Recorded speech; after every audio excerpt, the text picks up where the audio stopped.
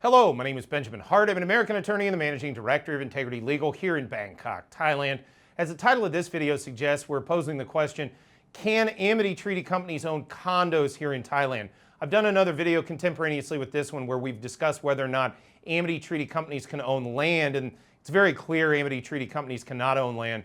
Again, to preface the rest of this video, you got to understand, first of all, there's a thing called the Foreign Business Law here in Thailand, or Foreign Business Act, which basically says only Thais must own 51% or more of a given company with a foreigner involved in it in a lot of the different types of business fields that you would engage in here in Thailand. There are even exceptions to the Foreign Business Law.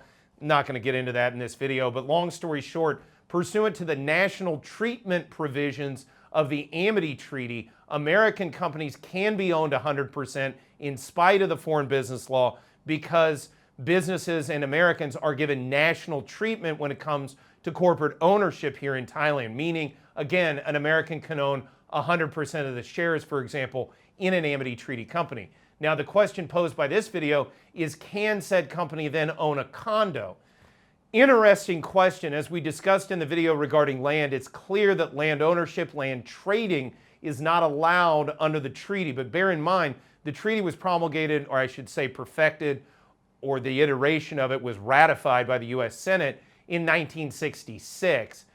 The rules regarding the Thai Condominium Act did not come about until I think sometime in the 90s, maybe the 70s.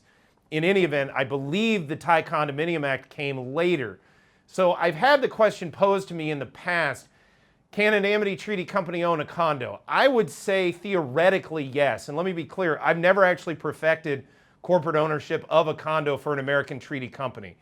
In theory, I can see a scenario where it may be possible, but again, there are specific provisions that deny Amity Treaty companies the ability, especially to trade in land. That can be interpreted rather broadly. Again, the Amity Treaty was never, or at least the iteration that came about in 1966, was never designed to allow foreigners of any kind, including Americans, any type of use of Thai real estate. So again, I don't think, I would put it like this. Trying to use an Amity Treaty company to own a condo here in Thailand in a legal sense is much like building your house on sand.